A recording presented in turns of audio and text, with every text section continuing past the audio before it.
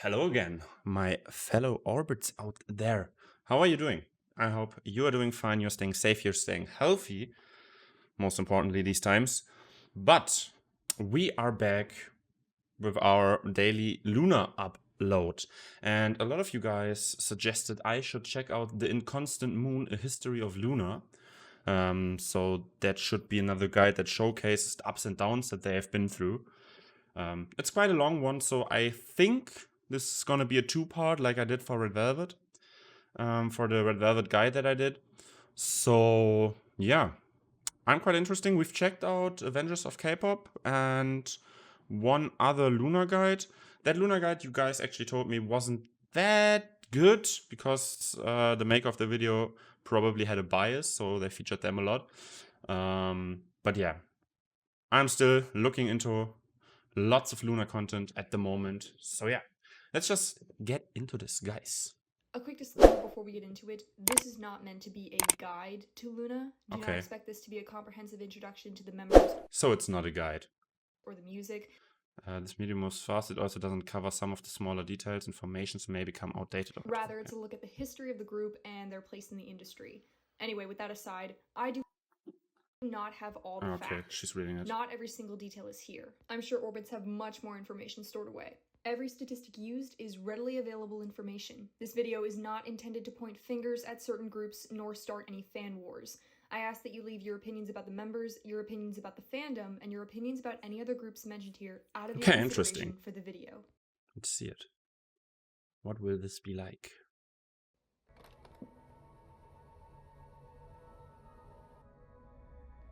Swear not by the moon, the fickle moon, the inconstant moon, that monthly changes in her circle orb, lest that thy love prove likewise variable.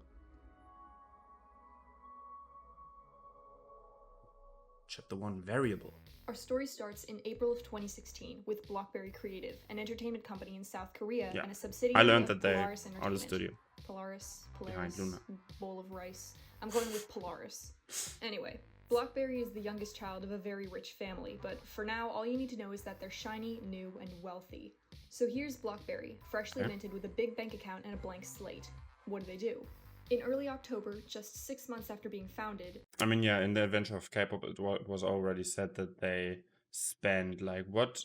$8 million? $8.9 million on the LOONA debut, which is crazy. Blockberry makes an announcement. Their first ever group is coming. 12 members, gorgeous visuals, crazy storytelling, fancy art things, and it's all coming in 18 months. Wait, 18 months? Blockberry's plan is to slowly release the group through an 18-month debut project. The group members will be revealed one by one, each with a personalized solo song and a single album, all under the Korean name Idare Sonyo, or Girl of the Month. And if you take the first letter of each syllable, turn in a circle, and clap your hands 3 times, that spells LOONA. Now let's get into the goods. The first member released under LOONA is Heejin in October. You probably didn't hear that clapping due to my noise reduction. Hyunjin, Hustle, and Yeojin, and reaching 5th member Vivi, who hasn't yet released her solo, in March of 2017. These first few members form LOONA's first subunit, LOONA 1/3. Except Yeojin, she's too short. Just kidding. It's because she's too young, and also maybe because she's failing school. 1/3 has an airbrushed girly theme, and their music... How old was she when she was, like, around debuting? Music is centered around real-life struggles like love and girlhood and being a cyborg. 1/3 puts out their debut album in March to play the early market, but sandwiched between G-Friend and the debut of Kristen, the album doesn't pass the 3,000 sales mark. 1/3 releases a repackage in April, but that sells even fewer copies. In the midst of all this, Vivi has her solo debut in April, which sells more copies than both the 1/3 albums combined. So far, the solo debuts are LOONA's biggest moneymakers. Moving along, we hit the summer releases. Summer 2017. Back then I wasn't even into K-pop, I think. Oh, no, I was actually. 6th member Kimlet debuts in late May and marks a change in LOONA's visual and auditory dynamic. She's followed by Jinsol in June and Cherry in July. These 3 members form the second LOONA subunit, Odd Eye Circle. Their concept is much more mysterious, and their music takes influence from the Western mainstream. They release an album in September, Mix and Match, and while I'm actually quite hyped to look at their songs. It actually sells better. I'm pretty hyped for that subunit. 3,000 sales mark after the first month. Odd Eye Circle releases a repackage album in October, which does even better, dodging behind twice and claiming the final selling spot of the month. Now, something important That's not too happens bad. just before Odd Eye Circle releases their album, Mix 9. Yeah, you guys told me about Mix 9. And boy, do I wish that Dreamcatcher had been the final time we'd have to talk about Mix 9. Nope! LOONA also makes a pit stop at Mix 9. YG calls the LOONA project unappealing, but Heejin and Hyunjin pass auditions, and this is when things get interesting. The girls managed to scrape up a decent amount of attention for LOONA while competing on Mix 9. Heejin in particular amasses significant popularity. I imagine. Like I said in my other videos, Heejin is really winning me over at the moment. Makes it into the top 18 for girls, and Heejin ranks number 4 out of all female contestants, putting her in the final lineup for the girls' team. At the end of the day, the boys' team is declared the winners, but it ends up not mattering either way. Cue the Carmen. Oh wow. Okay. I might actually get into the story of Mix 9 and what happened there, because I don't know anything about that. It just looks like a giant fail. The final group's debut is cancelled by YG, and their stock pretty much plummets. The girls return to Blockberry without a winning title, but it's more a success than a loss. The girls were able to return to an actively promoting project, and the show had brought curious attention to LOONA. There's a lot more details in there, but that's kind of the gist of it. The debut train keeps rolling. In November, the next batch of LOONA members come tumbling out of the oven. Ninth member Eve debuts. So that's YY. Go on in January of 2018. As you told me, There's a it's couple pronounced. Fun activities here and there, as well as Blockberry releasing a video for a day that doesn't exist. But finally, on March 30th, the final member is revealed. Olivia Hay debuts with her song Egoist, and we see the two bookend members of LOONA together at last. The final 4 members form the last LOONA subunit, YY by Y. YY by Y plans to release in late May, which kind of puts the fear of God in some fans, as Idol debuts at the very beginning of the month, followed by comebacks from BTS and Kristen. But it seems Blockberry are finally learning to play the market, because YY by Y drops just at the end of May, and in the midst of the heavy-hitting badass concepts, YY by Y is an electropop sound with a bright concept. Yeah, okay, I noticed like many groups are doing their comebacks in like March or around April, as I've noticed. Like Idol came back, ITZY came back, now and there's many more, like NCT Dream came back recently, I think, as well. Also Dreamcatcher came back earlier this year. So like the early stages, I'm still learning also a lot about the K-pop industry itself. I'm not very I don't have much knowledge about that, how the like industry works. I'm just mainly here to enjoy the music. But so there seems to be different stages where it's smarter to put out music, like they said, in late May, because at this time, like we are in late May as of right now, of me recording this. So yeah, and the last big and there's a few comebacks happening, but not so much as in March or April. And then the next wave seems to be coming more towards the summer, with the upcoming Twice comeback, the upcoming Blackpink comeback. So yeah, you guys gotta tell me about how this works in particular. While there is no repackage, the album, Beauty and the Beat, sells higher than the other 4 subunit albums combined. And it doesn't stop there. With all 12 Pokemon finally collected, LOONA releases a full group pre-debut song, Favorite, just before they're set to officially debut. 2 days before debut, LOONA holds LOONA Birth, a debut concert in Seoul for an audience of 3,000, where the members perform all 12 solo songs, songs from each subunit, and 5 group songs, including That's actually their debut single. A lot of songs to perform August in a concert. 2018. 30 music videos, all over the world, nearly 2 years worth of work, but it's finally done. After 1 year, 10 months, and 17 days, all 12 girls together at last. LOONA officially debuts on August 20th, 2018, with their title track, Hi Hi. So in love with the song.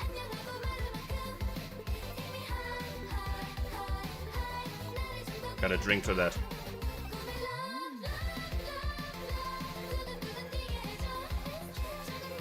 Still in love with that song. Like on one side, I have like mixed feelings about it, because I kind of wished I would have known about the big concept first, so I could actually have like all this build up with the solo tracks and so on, and then have Hi Hi as this grand finale, and I probably would have lost my shit way more than I did already. But anyway, like this, I didn't buy this for no reason. I love this song. I love the whole vibe of this song. I love the video. Also, I don't know how many of you guys are familiar with Osu. That's a rhythm game, and I'm just grinding to get good leaderboard ranks on this song just because I want to do it. I want to get it what it deserves. Like, if you know, like, I'm missing words here. I'm sorry. We're just gonna continue the video. Hi Hi is a more domestic-based color pop concept featuring cheer skirts, bright colors, powerful vocals from the members. The video eats over 1 million views per day, and the album sells almost 53,000 copies by the end of the year, making it the second highest selling album for a girl group debut that year. The album peaks at number 2 on the Gaon chart, and the girls promote the song on music shows for 7 weeks. It seems the 2-year-long project may have bought LOONA a ticket to immediate success. Only the next comeback can tell. A month goes by. Nothing new, but hey, just had their debut, right? Then 2. Then 3. Then 4. Suddenly, it's Did they really not come back for no her? sign of LOONA. And then the year is over. No sign of LOONA.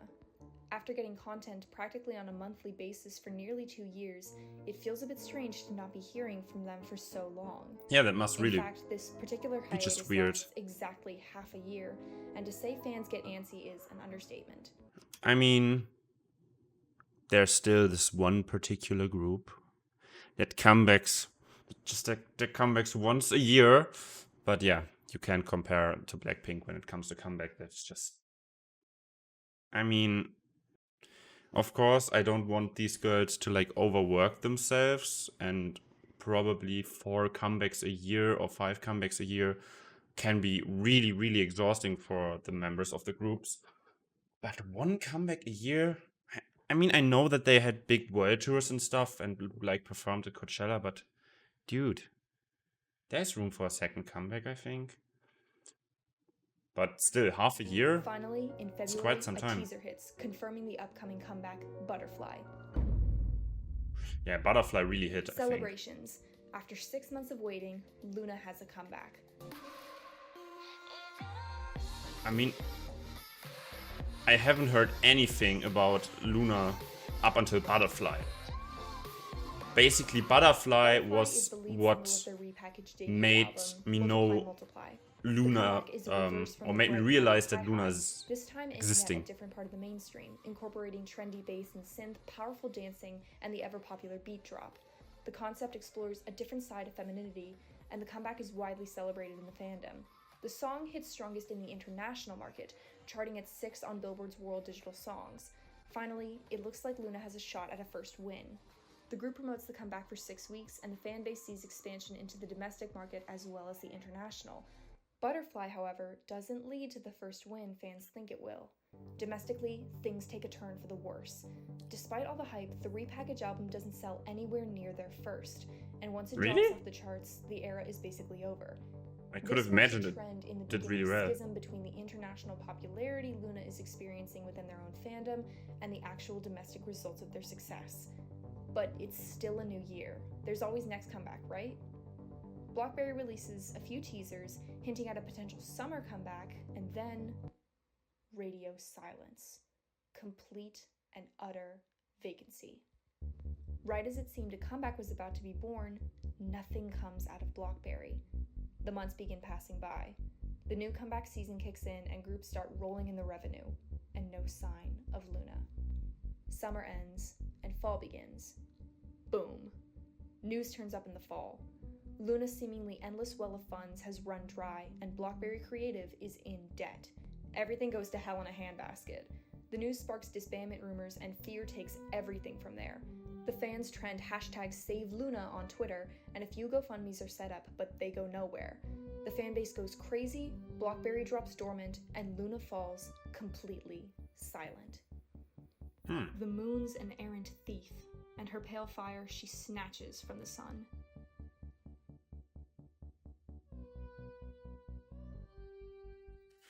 So what happened?